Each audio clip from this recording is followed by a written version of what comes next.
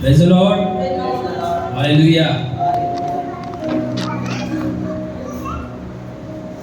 प्रार्थना कभी भी थकनी नहीं चाहिए, क्योंकि कभी कभी हमें लगता है हम अपने सोच में थक गए हैं, लेकिन प्रार्थना ही एक ऐसी वस्तु है जो तुम्हें हमेशा तैयार रखती है, परमेश्वर के लिए तैयार रखती है। ठीक है, कभी निराश मत होना। जब आप आए हो तो विश्वास करो कि परमेश्वर आपके जीवन में कार्य करेगा। हालेलुया, आमीन। क्या विश्वास करते हो कि परमेश्वर आपके जीवन में कार्य करेगा? है ना? कितना विश्वास करते हैं? आमीन, आमीन। सच में हमें विश्वास होना चाहिए कि परमेश्वर हर दिन प्रतिदिन हमारे जीवन में कार्य कर रहे हैं। हालेलुया। तो सच में प्रभु का धन्यवाद करता हूँ, जैसे कि जो हमने लास्ट संडे जो हमारा 2 साल कंप्लीट हुआ, आप सभी का सचमुच धन्यवाद कि आप लोगों ने प्रार्थनाएं की सभा के लिए। हमने जैसा सोचा भी नहीं था वैसा हमें परमेश्वर ने दिया है, तो प्रभु को हमें सच में धन्यवाद देना है। ठीक है, सब लोग ऐसा लग रहा है कि सब लोग एकदम टेंशन में है। थोड़ा हंस के जरा दिखाओ, जरा मुझे अच्छा लगेगा थोड़ा। ठीक है, एक दूसरे को बोलो आपका स्वागत है।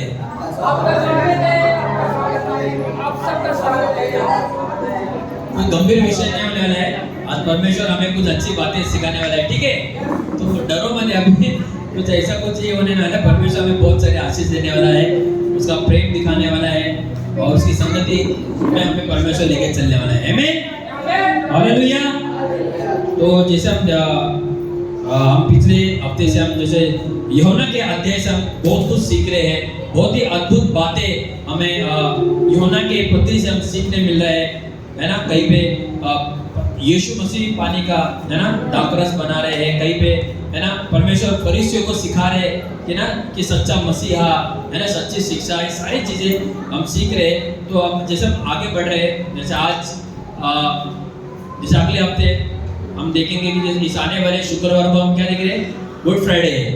ठीक है, तो आपको फ्राइडे को आना है। ठीक है, अच्छा मुझे याद आ गया, इस शुक्रवार को हमें इसी समय पे जो हम समय पे आते हैं, हम गुड फ्राइडे एक साथ मनाने वाले हैं। आमीन। तो हम सब लोग एक साथ इस गुड फ्राइडे को हो गए, और ये गुड फ्राइडे के जो अहमियत है हमें जानना है परमेश्वर के वचन के द्वारा। और जैसे आज हम देखेंगे कि परमेश्वर यीशु मसीह किस तरह से उस दिन की तैयारी कर रहा था। ठीक है, आज के वचन से हम देखेंगे कि किस तरह यीशु मसीह अपने आप को उस चीज को लेके क्या कर रहा था, तैयारी कर रहा था।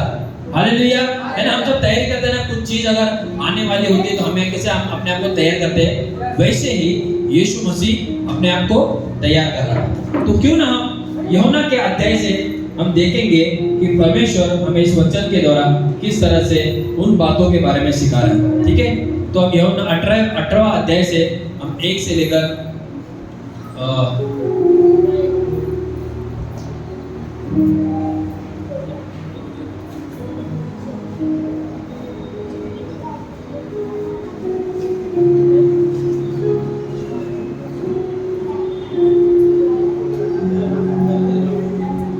ओके 1 से लेकर हम 11 तक पढ़ेंगे। ओके, सब रेडी रहो। सब के लिए मैं एक जरूरी वचन के पहले मैं आपको कुछ कहना चाहता हूँ कि जब हम वचन सुनते हैं, हमारा ध्यान बहुत जरूरी है कि हमें इस वचन की ओर होना चाहिए, क्योंकि वचन ही है जिसके द्वारा परमेश्वर ने हमसे बातें की, जिसके द्वारा वचन ही है जिसमें परमेश्वर ने जीवन दिया है। तो अगर हम वचन को सुन नहीं रहे, यानी कि हम जीवन को नहीं पा रहे, ठीक है, तो वचन हमारे लिए सुनना बहुत जरूरी है। ठीक है, तो आज एक वचन को सुनेंगे।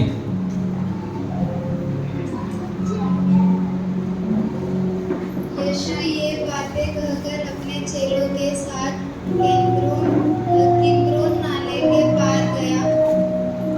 वहाँ एक बारी थी जिसमें वह और उसके चेले गए। उसका पकड़वाने वाला यहूदा भी वह जगह जानता था, क्योंकि यीशु अपने चेलों के साथ वहाँ जाया करता था। तब यहूदा सैनिकों के एक दल को और प्रधान याजकों और फरीसियों की ओर से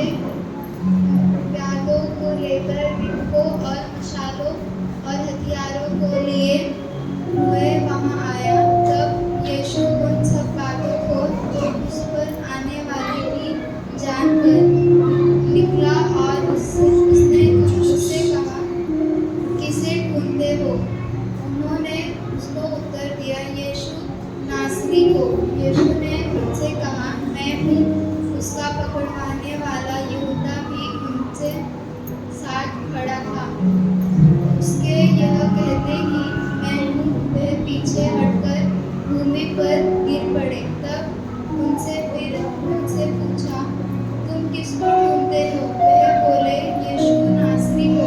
यीशु ने उत्तर दिया, मैं तो तुमसे कह चुका हूँ कि मैं हूँ।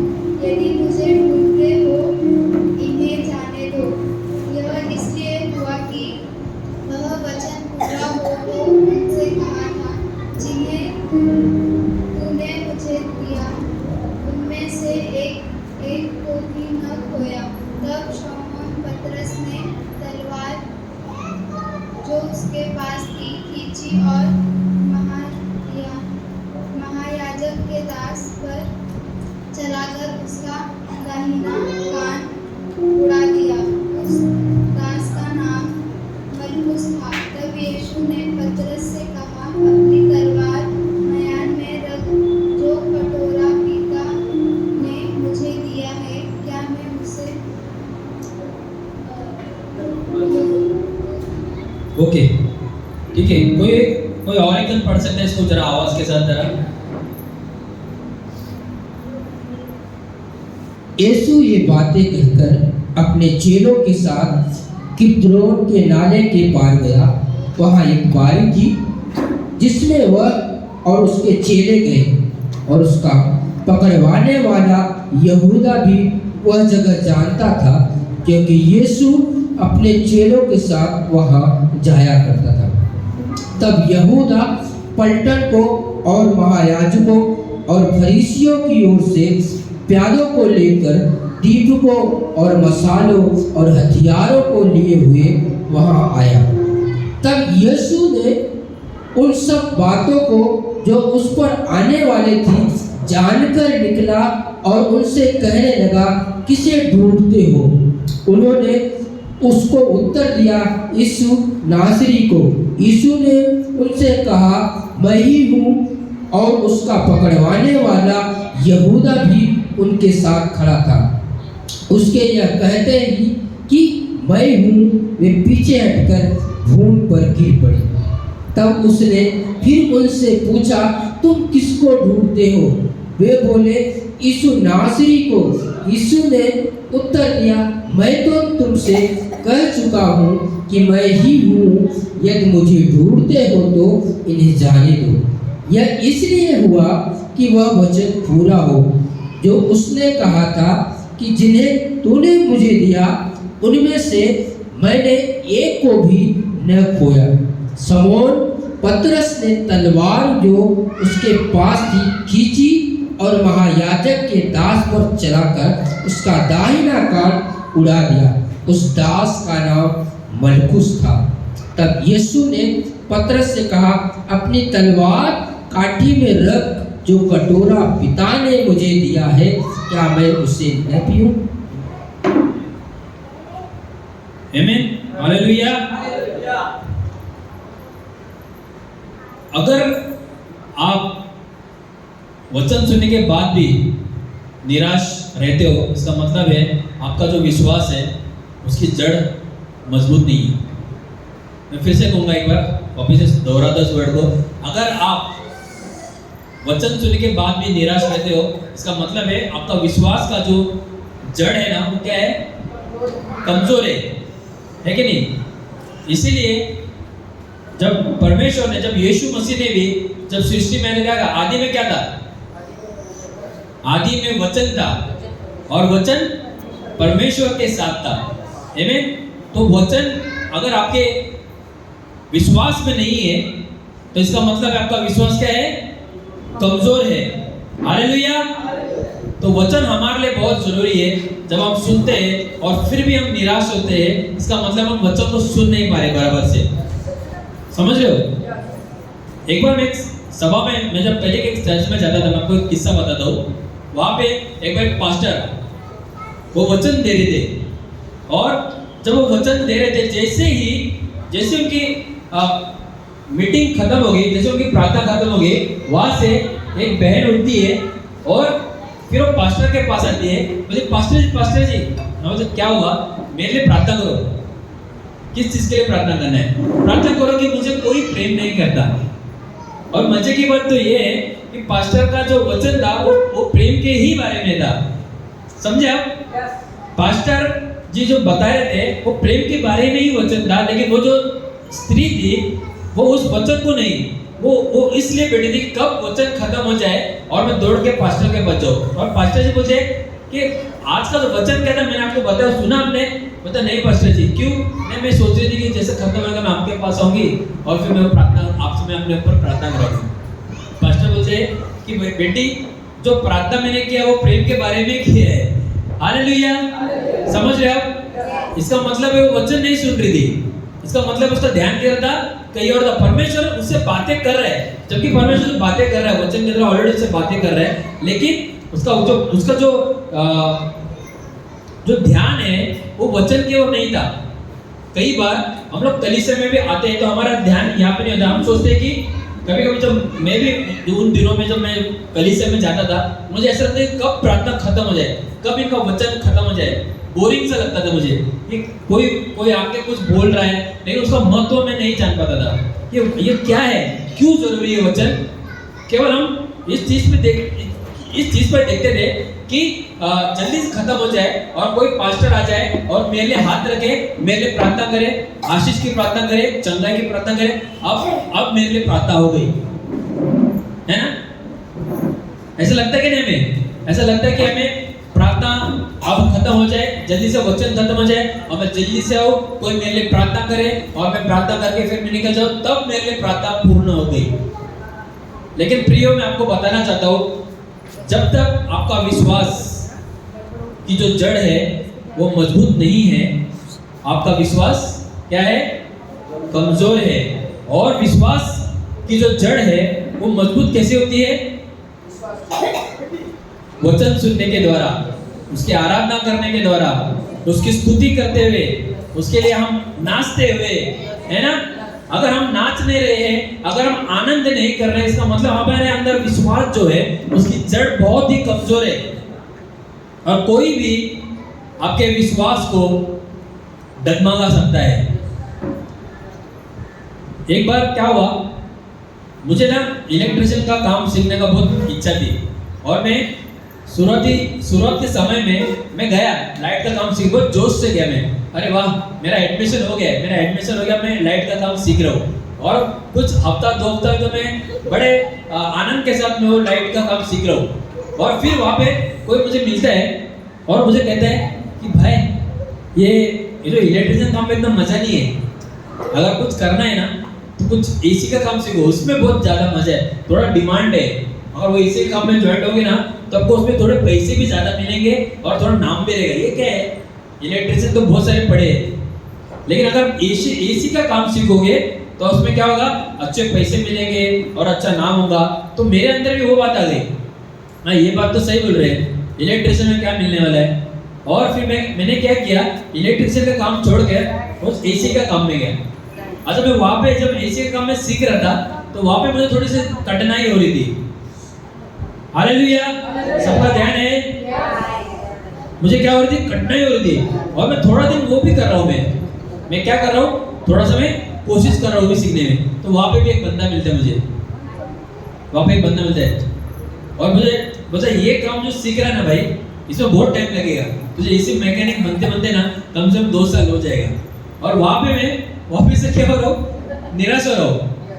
अब मैं क्या कर रहा हूँ, एसी का काम भी छोड़ रहा हूँ, ना मैं इलेक्ट्रिशियन हूँ ना मैं मैकेनिक हूँ, मैं कहीं का भी नहीं हूँ। समझे? तो हर जगह आपको क्या लोग ऐसे लोग मिलते हैं जो आपको डिस्करेज करते हैं, निराश करते हैं। जब हम बढ़ते हैं ना, ऐसे ही जब हम कलीसिया में बढ़ते हैं, जब हमारा प्रार्थना का जीवन बढ़ता है तो वहाँ पे भी ऐसे कभी कभी हमें लोग के साथ मुलाकात होती है और वो कहते हैं यहाँ पे कुछ हुआ आपके साथ, नहीं हुआ, चलो हम दूसरी तरफ जाते हैं, दूसरी से तीसरी तरफ जाते हैं, तीसरी से चौथी तरफ जाते हैं और बाद में वो कहीं पे भी नहीं जाते। बाद में अपने चिंता में अपने घर में अपने परिवार के साथ बैठे रहते और रोज रोते रहते। तो याद रखना कि ऐसे जो लोग हैं, है ना, आपको डिस्करेज करने के लिए, मतलब बोलते हैं आपको निराश करने के लिए हर समय आपके साथ वो बोलते हैं ना साथ में मिलेंगे। तो परमेश्वर का वचन में हमें कहता है कि है ना, हमें इसलिए वचन सुनना बहुत जरूरी है। वचन हमें क्या कहता है, वचन हमें जीवन देता है। और जब वचन को सुनते हैं तो हमारी जो विश्वास की जो बुनियाद है ना, वो क्या होती है? मजबूत होती है। ऐसा मत सोचो, कभी कभी हमें लगता है कलीसिया में हम किसको, नए लोगों को जब बुलाते हैं, उनको लगता है, उनको शुरुआत में कई सारी बातें होती है, आइए परमेश्वर के पास आइए, ऊपर परमेश्वर के कलीसिया में आइए, वो तुम्हें आशीष देगा। और उस बंदे को ऐसा लगता है कि आज मैं पहला दिन आया कलीसिया में, आज तो कुछ होने वाला है। उसको लगता है आज ही मैं कुछ, आज ही स्वर्ग में जाने वाला हूँ। शुरुआती में ऐसे थे, आज ही मुझे स्वर्ग मिलने वाला है। जैसे मैंने सोचा ना कि आज पहला दिन इलेक्ट्रिशियन में हूँ, आज मैं इलेक्ट्रिशियन बन गया, सबको बोलते फिर रहा हूँ मैं, क्या हो गए? इलेक्ट्रिशियन हो भी मैं। बाद में इलेक्ट्रिशियन तो नहीं हुआ ना, ये एसी मैकेनिक हुआ ना, कुछ हुआ। वैसे ही जब कलीसिया में पहला दिन आते, ऐसा लगता है हमें विश्वास के साथ, आज मैं कलीसिया में आऊँ, आज परमेश्वर मुझे जरूर बातें करेगा, आज मेरा परमेश्वर को जीवन जरूर चेंज करेगा। लेकिन जब उसको महत्व बातें बताई जाती है वचन के द्वारा, आराधना के द्वारा, वो चीज देखता नहीं है। आराधना में जल्दी जल्दी खत्म करो, वचन खत्म करो, क्या चाहिए? प्रार्थना करो, जल्दी से मन में प्रार्थना करो, ताकि मुझे परमेश्वर बहुत सारे आशीष देगा, है ना। पहले दिन जब हम आते हैं, हमारा विश्वास ऐसा होता है, और परमेश्वर चाहता है कि तुम वैसा विश्वास लेके मत आओ। तुम्हारा विश्वास, जब भी तुम विश्वास के साथ आते हो, विश्वास करो प्रभु तू मुझे धीरे धीरे बदलेगा। हालेलुया, आमीन। सब समझ रहे हो ना? तो जो तुम्हारा विश्वास है उसे मजबूती होना बहुत जरूरी है। अगर तुम्हारा विश्वास ही मजबूत नहीं है, तो तुम्हारे कभी भी तुम गिर सकते हो। और यीशु मसीह ने दुष्टांत भी कहा, बीज के बारे में भी दुष्टांत कहा। अब हम यूसुफ को देखेंगे। यूसुफ को एक बीज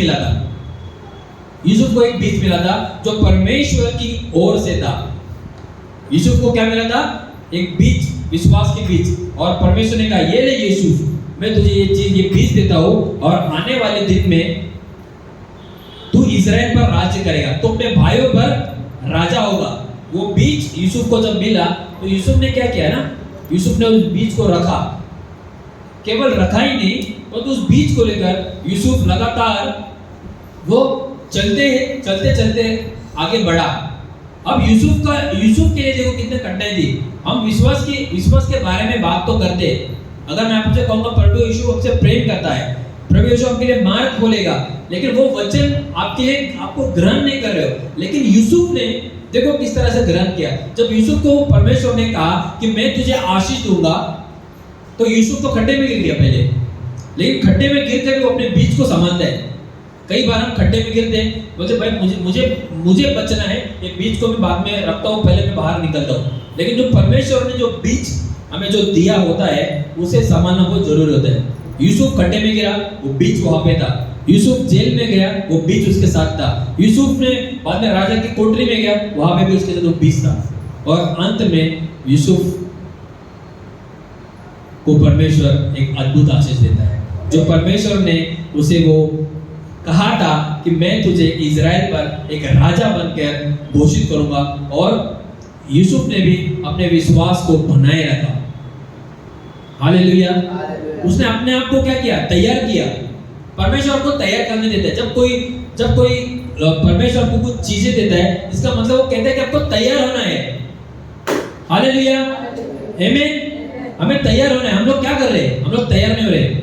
परमेश्वर आपको मौका देता है। हर बार जब भी आप कलीसिया में आते हैं, आपको कोई वचन सुनाया जाता है, आप उस वचन को यहीं पे छोड़ के चले जाते हो।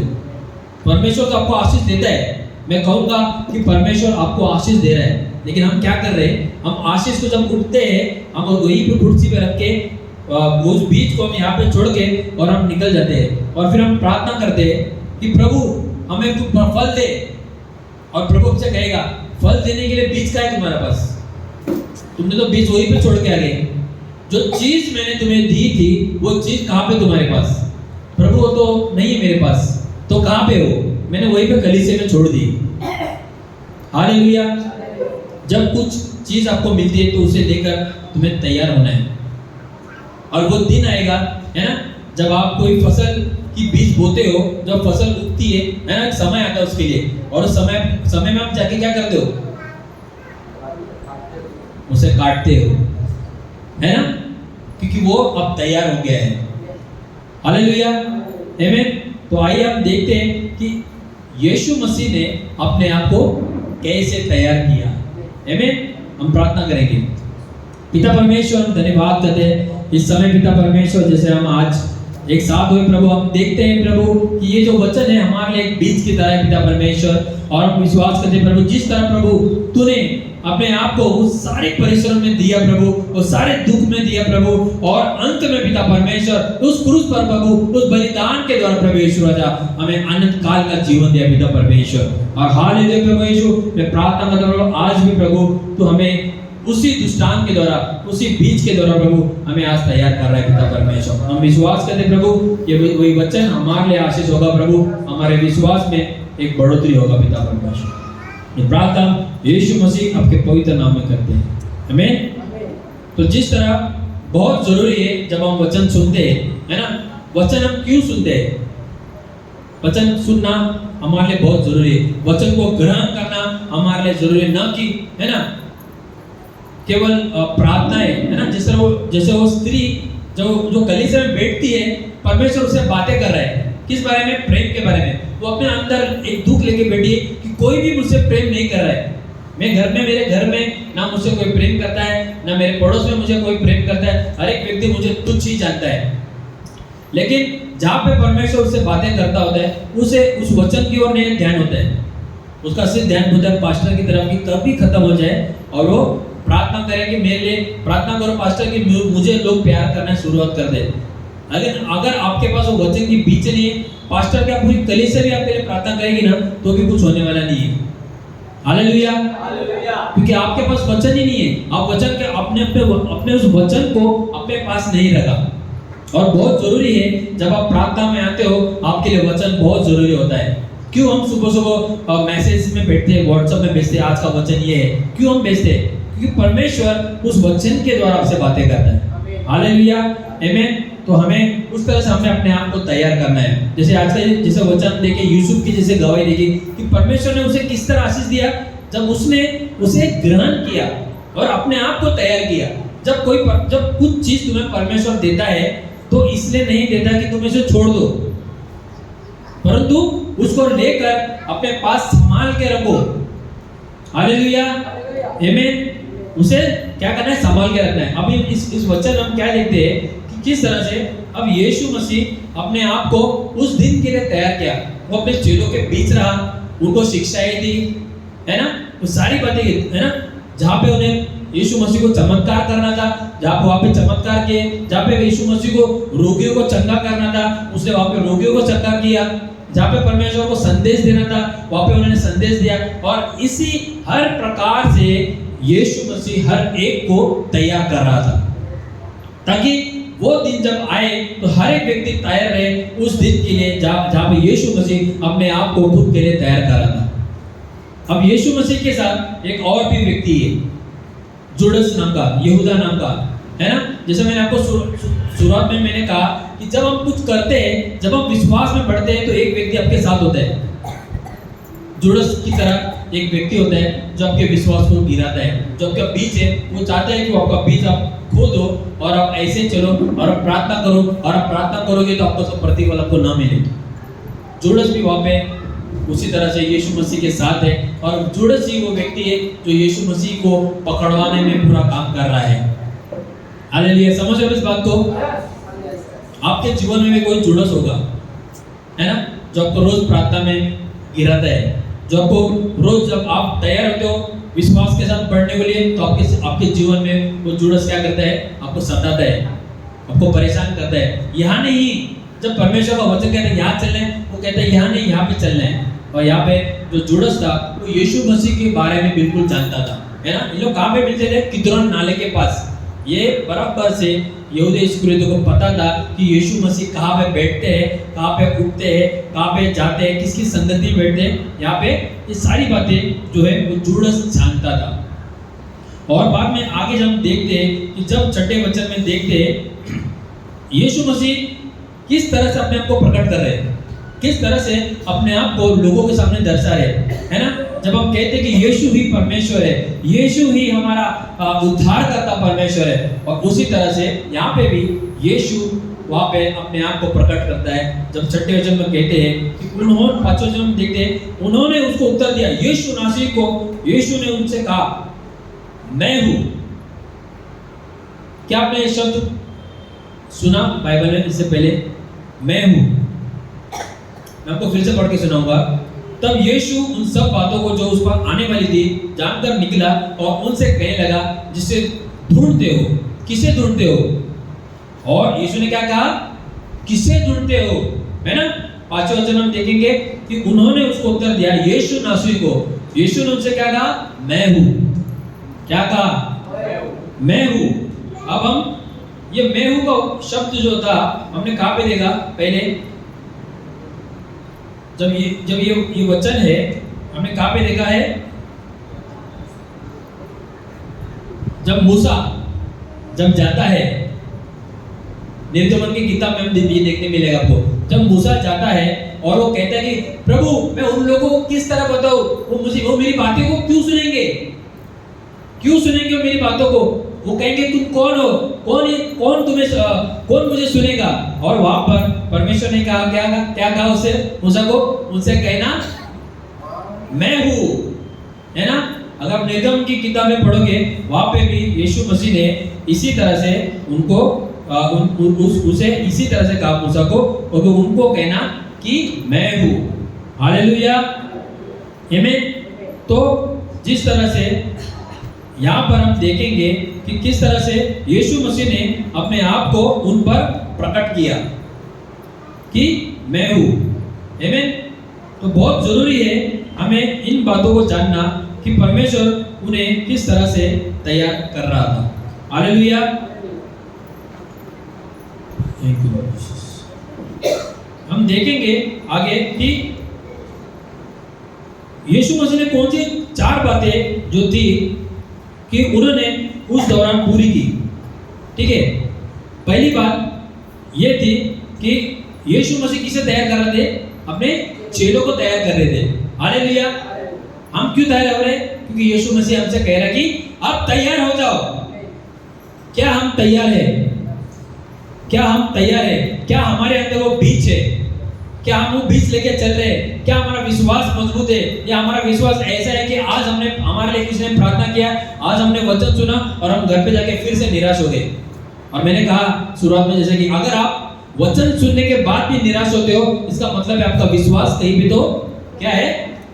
कमजोर है। इसका मतलब आपके अंदर वचन ग्रहण नहीं हो रहा है, इसलिए आप बार बार निराश हो। इसलिए बार बार आकर हो मेरे लिए प्रार्थना करो क्योंकि मैं निराश रहता हूँ, मेरे लिए प्रार्थना करो क्योंकि मैं चिंतित रहता हूँ, मेरे लिए प्रार्थना करो क्योंकि मेरा कहीं पे मन नहीं लगता। इसीलिए होता है क्योंकि परमेश्वर जो आपको वचन देता है उसको आप क्या कर रहे हो? ग्रहण नहीं कर रहे हो। और यहाँ पे यीशु मसीह उनके चेलों को देखो किस तरह ग्रहण करना सिखा रहे हैं, अपने चेलों को तैयार कर रहे हैं। वो सारी बातें वो यीशु मसीह सिखा रहे हैं, उनको सारी चीजों को सिखा रहे हैं। और जो चीज हम यहाँ पे सीख रहे हैं वो हमारे लिए भी बहुत ही महत्वपूर्ण है। हम सीख रहे हैं। को हम सीख रहे हैं? अपने बच्चों को हम सीख रहे हैं, है ना। हम सीख रहे हैं। यीशु मसीह क्या कर रहे हैं? उनको सिखा रहे हैं कि किस तरह से एक अच्छा फल हमें लाना है। तो उसके लिए हमें क्या करना है? उस बीज को हमें संभाल के रखना है, उस वचन को हमें संभाल के रखना है। हालेलुया, आमीन। मूसा के लिए बहुत कठिन था, जब उन लोगों को लेकर चल रहा था बहुत कठिन था। उनको कहीं पे खाना नहीं मिल रहा है, कहीं पे पानी नहीं मिल रहा है, लेकिन वहां पे भी परमेश्वर क्या कर रहा है? उनके विश्वास को परख रहा है। क्या इनका विश्वास मजबूत है? क्या परमेश्वर के लिए उनके लिए हर रास्ता एकदम आसान था? शायद परमेश्वर उनको ले गया, पानी चाहिए, ओके ले लो पानी। जब घर पे मांगते पानी चाहिए लो, पानी लो। खाना चाहिए, फटाफट कोई बना के आपको दे रहे। क्या परमेश्वर के लिए इतना आसान नहीं था? सब कुछ आसान था। जब इजराइल के लोग चल रहे थे, उनको भूख लग रही थी और परमेश्वर देख रहा था कि अब इनको भूख लगती है, करते क्या है? वो क्या कर रहे थे? क्या है, कौन सी जगह पे ले गया है परमेश्वर ने? हम तो वहीं पे अच्छे थे, वहीं पे हमें कुछ तो मिल रहा था। झूठ बोल रहे कुछ भी। हम तो वहाँ पे चिकन मटन खा रहे थे, कहाँ पे हमें यहाँ पे लेके आया? कितना अच्छा वहाँ पे था और हम लोग यहाँ पे मूसा ने मरने के लिए लेके आए। क्या है ये मूसा, तू ये ऐसे क्यों कर रहा है? मूसा वो क्या कर रहे थे? झगड़ रहे थे, है ना। झगड़ रहे थे वो तो हमारा पुराना जीवन ही अच्छा था। लेकिन वो ये नहीं जान रहे कि परमेश्वर उन्हें कहाँ पे लेके जा रहा है। मूसा उनको तैयार कर रहा है, परमेश्वर उनको तैयार कर रहा है कि अब चलो और मैं तुम्हें तुम्हारे विश्वास में तैयार करूंगा। हम लोग क्या कर रहे हैं, हम तैयार नहीं होते। जब परमेश्वर हमें मजबूत करता है, विश्वास में मजबूत करता है, हम लोग क्या करते हैं, कुड़कुड़ाते। प्रभु मैंने तो विश्वास किया, मुझे कहा कि तुम मुझसे प्रेम करते हो, मैंने तो कहा प्रभु मैं तुझसे प्रेम करता हूँ, प्रभु यीशु मैं तो तेरी इच्छा को पूरा करता हूँ। क्या इच्छा को पूरा करता हूँ? मैं अपने पड़ोसी से प्रेम करता हूँ, मैं दशवांश डालता हूँ, मैं वो सब कुछ करता हूँ, है ना। लेकिन थोड़ी सी अगर ऐसी परिस्थिति आ गई, आप क्या करते हो, कुड़कुड़ाना चालू कर देते हो। फिर आप फोन करना चालू कर देते, प्रदीप भाई क्या आपने कल तो मुझे मैसेज दिया, वचन में कहा कि घबराओ मत, जो है तो प्रभु से मांगो, तुम्हें कुछ प्रभु दे ही नहीं रहा। 2 महीना से मैं प्रार्थना कर रहा हूँ, लेकिन परमेश्वर मेरी प्रार्थनाओं को उत्तर ही नहीं दे रहा। लेकिन आप ये नहीं जानते वो क्यों हो रहा है, क्योंकि परमेश्वर देख रहे हैं कि आपका विश्वास की जड़ जो है कमजोर है। हालेलुया, आमीन। हमें अपने विश्वास की जो जड़ है मजबूत करनी है। अगर आपके विश्वास की जड़ मजबूत है, आपको कोई भी भड़का नहीं पाएगा। अगर आपके विश्वास मजबूत है, आपके लिए कोई भी चीज असंभव नहीं लगेगी। हालेलुया। और यही चीज परमेश्वर उस दौरान जब लोग चल रहे थे उनको मजबूत करा था। उसी तरह से यीशु मसीह अपने चेलों को क्या कर रहा है, सिखा रहा है। क्या यीशु मसीह क्रूस के लिए तुरंत जाते हैं? नहीं, यीशु मसीह को पता है कि अब मुझे क्रूस पर जाना है, उससे पहले मुझे इन लोगों को तैयार करना है। हालेलुया। इससे पहले कि मैं उस क्रूस पर चढ़ूं, उससे पहले वो चाहता कि उन सबको तैयार करूं, उन सबको मैं प्रार्थना का जीवन सिखाऊं, उन सबको मैं सिखाऊं कि जब तुम परिस्थिति में हो तो तुम्हें क्या करना है। हालेलुया। डगमगाना नहीं है, विश्वास में कमजोरी नहीं करना है। पतरस ने क्या किया, इनकार किया, मैं नहीं जानता। और परमेश्वर यही चीज हमारे जीवन में देखता है कि तब कल तुम्हारे जीवन में कुछ ऐसा हो, कल तुम्हारे जीवन में कुछ क्लेश हो, तो तुम ये ना कहना कि यीशु मैं तुझे नहीं जानता। उस वक्त परमेश्वर तुमसे कहेगा, क्या मैंने तुमसे नहीं कहा था कि तुम भी मुझे कहोगे कि मैं तुम्हें नहीं जानता। और इसीलिए परमेश्वर हमें इस वचन के द्वारा सिखा रहा है कि यीशु मसीह का जो मेन पर्पस था, मेन मकसद था कि उन लोगों को तैयार करना। वो यूं ही उस क्रूस पर नहीं गए, उन्होंने प्रार्थना की, अपने चेलों को तैयार किया, उनके विश्वास को तैयार किया, उनको दृढ़ किया, और फिर उस क्रूस की ओर बढ़ा। हालेलुया। उस क्रूस की ओर बढ़ा। आज अगर हमारे लिए कोई परिस्थिति है, क्या हम क्या कर रहे हैं? क्या हम यूं डायरेक्ट जाते हैं या हमें प्रार्थना करना है? हमें प्रार्थना करना है, हमें विश्वास करना है कि प्रभु जिस तरह तूने उस क्रूस को उठाने से पहले कई सारे दुखों को उठाया, हर एक चीज को आपने यहाँ तक अपमान भी सहा, लेकिन हम अपमान को सही नहीं पाते। परंतु यीशु ने सिखाया, अगर तुम उस क्रूस की ओर देखते हो तो तुम्हें अपमानित भी होना होगा। अगर तुम उस क्रूस की ओर देखते हो तो तुम्हें नम्र होना होगा। अगर तुम उस क्रूस की ओर देखते हो, है ना, तो कितनी भी कठिनाई हो तुम्हें चलना होगा और विश्वास करना होगा। हालेलुया, आमीन। तो हम देखते हैं कि यीशु मसीह ने क्या किया, उनके चेलों को संभाला। जैसे आज हम सबको, आज भी हमें परमेश्वर संभाल रहा है। आज भी यीशु मसीह चाहता है कि हम कोई भी पाप में न गिरे, कोई भी उससे दूर ना हो। हमारे लिए चिंता क्या है? हमारे लिए चिंता ये नहीं है कि हम इस परिस्थिति में हम क्या नहीं, हमें ये नहीं मिल रहा, वो नहीं मिल रहा है। परमेश्वर कहता है ये तुम्हारे लिए सबसे जरूरत नहीं है। परमेश्वर तुम्हें कह रहा है कि मैं तुमसे प्रेम करता हूँ और मैं नहीं चाहता कि कोई भी तुम्हारे पाप के कारण तुम अंधकार में चले जाओ। परमेश्वर ये नहीं चाहता कि तुम अपने पाप के कारण अंधकार में चले जाओ। वो यीशु चाहता है कि तुम तैयार रहो, ताकि क्लेश आएंगे। मैं नहीं कहता कि क्लेश नहीं आएंगे, क्लेश तो आएंगे, लेकिन यीशु ने कहा कि मैंने संसार को जीत लिया है। हालेलुया, आमीन। तो जिस तरह से यीशु मसीह ने, है ना, उस क्रूस पर क्या किया, क्या किसी ने कहा कि प्रभु यीशु वो क्रूस पर मुझे चढ़ाना है, तुम चढ़ जाओ। नहीं, यीशु मसीह ने खुद ने निर्णय लिया कि मैं ना, जैसे परमेश्वर ने कहा कि मेरा बेटा आएगा और जगत का उद्धार का कारण बनेगा। आमीन। तो यीशु मसीह ने क्या किया, अपने आप को उस क्रूस पर दे दिया। किसके लिए? हम सब के लिए दिया। हालेलुया। क्या आपके विश्वास मजबूत हो रही है? क्या आपके वचन के द्वारा आपके विश्वास मजबूत हो रहा है? हालेलुया, बोले यीशु मसीह की आमीन। यस, हमेशा हमारा विश्वास ऐसा होना चाहिए कि हमारा विश्वास हमें बार-बार चेक करने की, क्या प्रभु जब कोई परिस्थिति आती है, क्या प्रभु मैं यहाँ पे मैं अपने विश्वास में परख रहा हूँ, क्या मैं मजबूत हूँ, क्या मेरे लिए मेरे घर की परिस्थिति कमजोर हुई, क्या मैं मजबूत हूँ, क्या मैं विश्वास कर रहा हूँ, क्या मेरे लिए सही है कि मैं अविश्वास के कारण कुड़कुड़ाऊं, या मेरे लिए ये सही है कि मैं चुप रहकर मैं प्रार्थना करूं। मेरे लिए क्या सही है? मेरे लिए वो चीज सही है जहाँ पे मैं चुप हूँ और मैं प्रार्थना कर रहा हूँ, जहाँ पे मैं चुप हूँ और मैं परमेश्वर पर विश्वास दिखा रहा हूँ। यीशु मसीह ने अपने चेलों को नहीं छोड़ा, जब तक वो क्रूस पर जा रहा था तब तक वो अपने लोगों को छोड़ नहीं रहा था। हम जब ये लाइट हाउसेस लेते हैं, पता है इसका कारण क्या है? ताकि ये कारण कि आप अपने विश्वास में डगमगाओ नहीं। कारण ये नहीं है कि अब हमारा कलीसिया भरा रहे, परंतु उसका मुख्य कारण ये है कि आप अपने विश्वास में डगमगाओ नहीं। कारण ये है कि आप परमेश्वर में मजबूत रहो। कारण ये है कि आप परमेश्वर की संगति में रहो। कारण ये है कि आप उसके विश्वास में लगातार विश्वास दिखाओ कि प्रभु मैं विश्वास करता हूँ। हालेलुया। हमें विश्वास दिखाना है ना। हमारे लिए लाइट हाउसेस इसलिए बहुत जरूरी है क्योंकि हमें लगातार परमेश्वर में बने रहना है। हाउस ग्रुप इसलिए जो लोग जाते हैं, जो लोग बुलाते हैं, दोनों के लिए बहुत जरूरी है। लाइट हाउसेस बहुत जरूरी है ताकि उनका विश्वास बना रहे। आमीन। तो जिस तरह हम देखते हैं कि तीसरी बात जो हम देखते हैं कि यीशु ने अपने वादों को पूरा किया। कैसे पूरा किया? क्या कोई पढ़ेगा?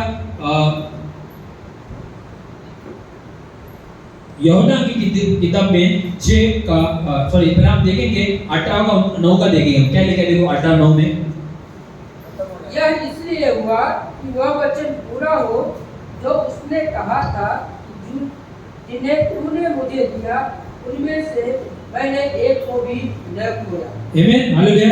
वचन क्या कह रहे हैं? देखो ध्यान से सुनिए।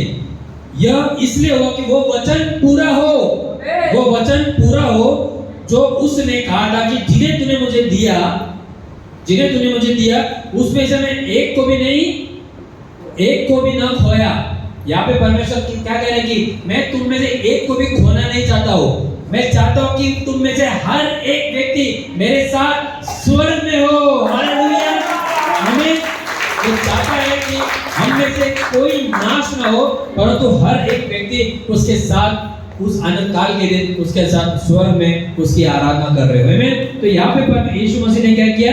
उस वचन को पूरा किया। अब हम देखेंगे यूहन्ना का 6वां अध्याय और 39 वचन में क्या कहते हैं।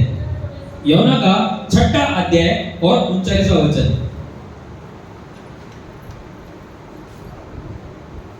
मिला किसी को?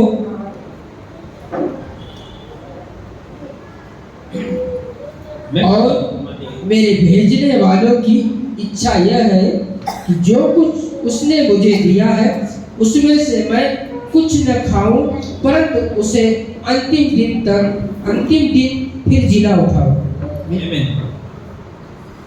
क्या लिखा है? मुझे पढ़ेंगे।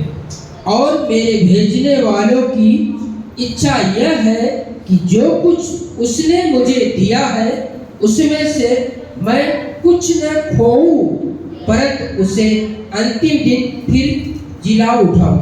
और मेरे भेजने वालों की इच्छा यह है कि जो कुछ उसने मुझे दिया है उसमें से कुछ न खोऊं। जो उसने मुझे दिया है कुछ न खोऊं, परंतु उसे अंतिम दिन फिर जिला उठाओ। जो उसने मुझे दिया है। देखो ये दोबारा परमेश्वर हमसे इस बात को कह रहे हैं कि तुम्हें खोना नहीं चाहते। यीशु मसीह का बलिदान इसीलिए कि वो तुम में से किसी को खोना नहीं चाहते। हालेलुया।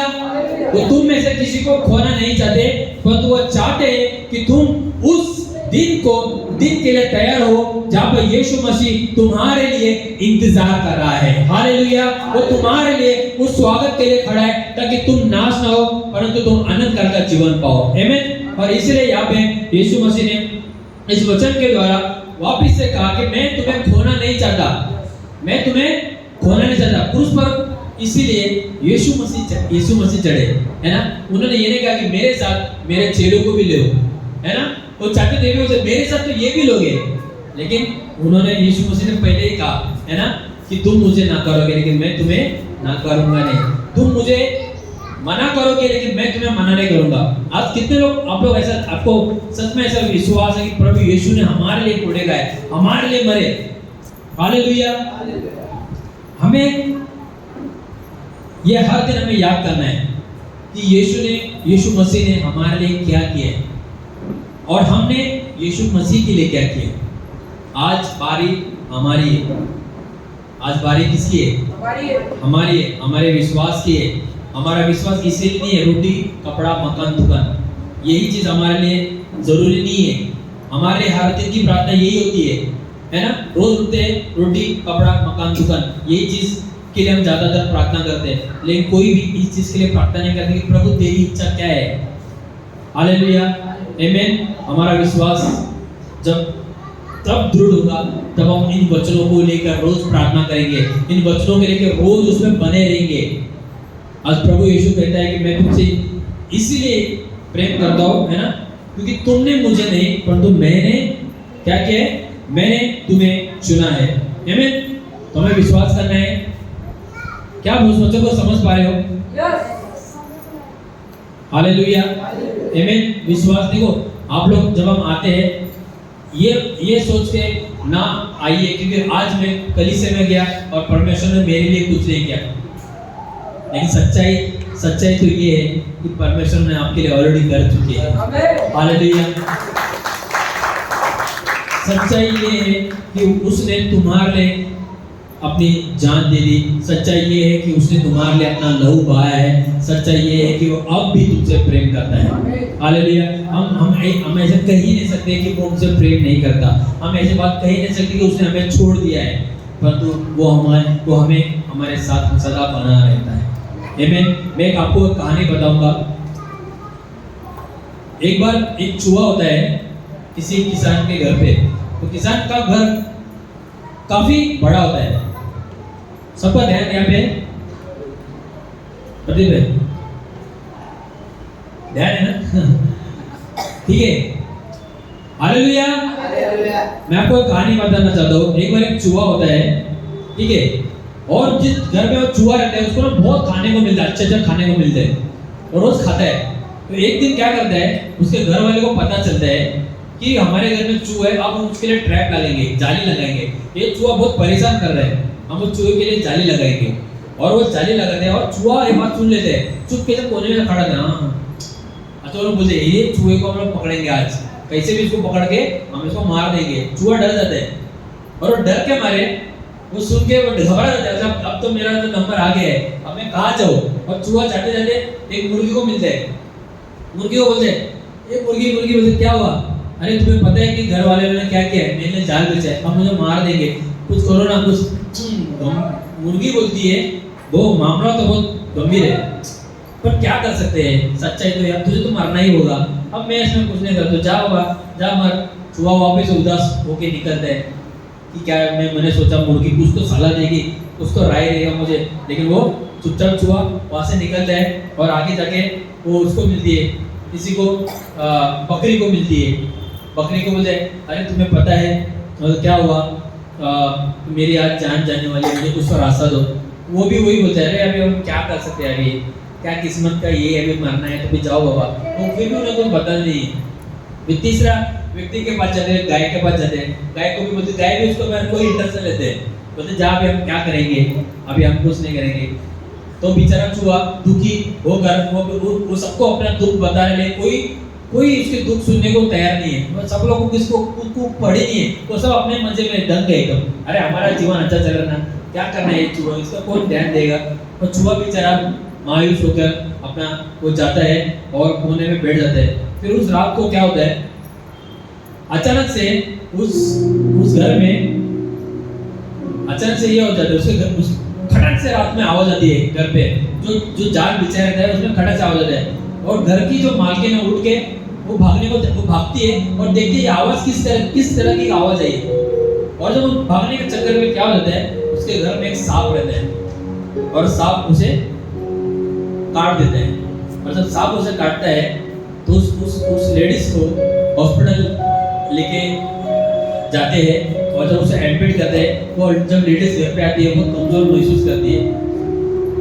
जब वो कमजोर महसूस करती है तो पति के दिमाग में उसको कमजोर हो गया, उसको कमजोरी में क्या चाहिए? Chicken soup.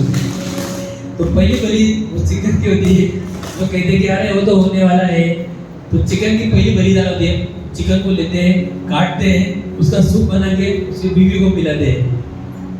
फिर बाद में जैसे चिकन का नाम और हो गया, बाद में बारी आती है उस बकरी की। घर में कुछ मेहमान आते हैं, उस औरत के पास बैठते हैं, प्रार्थना करते, थोड़े दिन बताते हैं। अब उसका पति बोलता है मैं इतना दिन की खातिरदारी करना, क्या करूँ?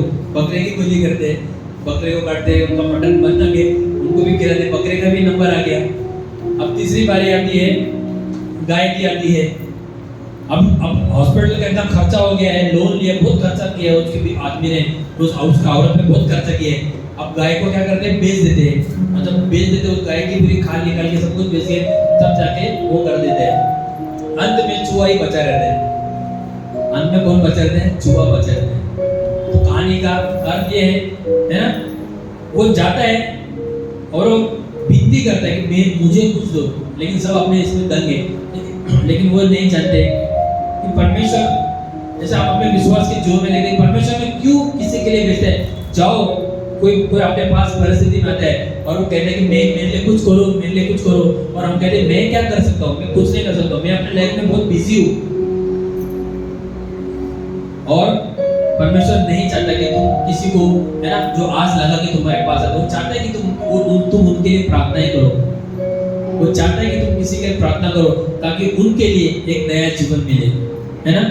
चाहते तो चूहे को कुछ रास्ता दिखा सकते थे, चाहते तो कुछ तो हल, मतलब हौसला तो दे सकते थे एटलीस्ट, मतलब डरो मत, हम भी कुछ करेंगे, है ना। इसका मतलब है हौसला। अगर कोई विश्वास में डगमगा रहा है ना, परमेश्वर हमें रखा है ताकि हम उसको प्रोत्साहन दें, उसको हम सुसमाचार सुने। केवल सुसमाचार इसलिए नहीं कि आप ही अच्छा जीवन जियो, सुसमाचार इसलिए ताकि हम दूसरों को भी अच्छा जीवन बताएं, वो पाप में नहीं परंतु आनंद काल का जीवन बताएं। आमीन। आइए हम खड़े रहेंगे इस वक्त, हम प्रार्थना करेंगे। कौन है वो व्यक्ति जिसे परमेश्वर कहता कि आप जाओ और मेरे बारे में बताओ? हम प्रार्थना करेंगे, परमेश्वर से प्रार्थना करेंगे, मांगेंगे कि प्रभु हमने सच में हमने किसी को सुसमाचार देने में हमने मना किया। कौन है वो व्यक्ति जिसको हमने सुसमाचार नहीं सुना है? कौन है व्यक्ति जो हमारे कारण आज अंधकार में है ना? बहुत लोग हैं जो हमारे सुसमाचार न बताने के कारण अंधकार में है। आज जब आप किसी को साथ में लेके आते हो, पता है आपको परमेश्वर कितना आनंद करता है। बहुत जरूरी है जब हम किसी को लेके आते हैं, हम उसको ये बताते हैं कि तुम्हें अंधकार का नहीं परंतु तुम्हें आनंद का जीवन परमेश्वर देने वाला है। हालेलुया, आमीन। आइए हम प्रार्थना करेंगे, परमेश्वर से मांगेंगे कि प्रभु हमें वो लोग दे जिस तरह तूने हमें बचाया, जिस तरह यीशु मसीह ने हम सबको बचाया, उसी तरह परमेश्वर कहता है अब तुम मेरे चेले हो, अब तुम मेरे दास हो, अब तुम सब मेरे चुने हो। जाओ, जो लोग अंधकार में हैं उन्हें बताओ कि तुम्हारे लिए वो बलिदान हुआ गया है। जाओ, उन्हें बताओ कि यीशु तुमसे भी प्रेम करता है। हालेलुया, आमीन। हम प्रार्थना करेंगे। Thank you Lord Jesus. हम सब प्रार्थना करेंगे, ऊंची आवाज से प्रार्थना करेंगे, मांगेंगे परमेश्वर प्रभु तूने हमें अच्छा जीवन दिया है और हम चाहते हैं कि प्रभु ये जीवन हम दूसरों के लिए इस्तेमाल करें, हम अपने लिए नहीं सोचे। तू हमें कहीं पे भी भेज प्रभु, हम जाने के लिए तैयार है। तो हमें किसी व्यक्ति के सामने खड़ा कर प्रभु, हम उनके लिए घृणा नहीं करेंगे पर हम उनके लिए प्रार्थना करेंगे।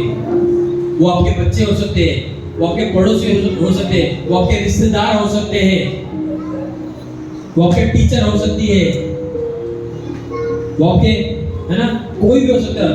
परमेश्वर चाहता है कि उनके लिए प्रार्थना करो, चिंता मत करो। अगर तुम चिंता में हो तो तुम प्रार्थना नहीं कर सकते, लेकिन तुम्हारा विश्वास है तो तुम उनके लिए प्रार्थना करोगे। आमीन। Thank you Lord Jesus. Hallelujah, धन्यवाद परमेश्वर। धन्यवाद। आइए प्रार्थना करें, परमेश्वर से मांगे, परमेश्वर प्रभु हमें लिए वो हृदय दे। धन्यवाद ईश्वर, धन्यवाद पिता परमेश्वर। ओ हालेलुया परमेश्वर, thank you Jesus, thank you Jesus. Hallelujah परमेश्वर, thank you Lord, thank you Jesus. Hallelujah. ओ धन्यवाद ईश्वर, ओ हालेलुया पिता परमेश्वर, हे महान परमेश्वर, हे जीवित परमेश्वर पिता, हम तुझे पुकारते प्रभु मेरे जीवन में आ पिता परमेश्वर। धन्यवाद ईश्वर, धन्यवाद पिता परमेश्वर। धन्यवाद यीशु पवित्र आत्मा, धन्यवाद धन्यवाद धन्यवाद धन्यवाद धन्यवाद। Thank you Lord Jesus. मैं अपने हाथों को उठाए परमेश्वर से मांगे, मैं हाथ उठाकर गाऊंगा पिता परमेश्वर, मैं नहीं शर्माऊंगा पिता परमेश्वर, मैं तेरे लिए जीऊंगा पिता परमेश्वर, तू मेरा भरोसा है।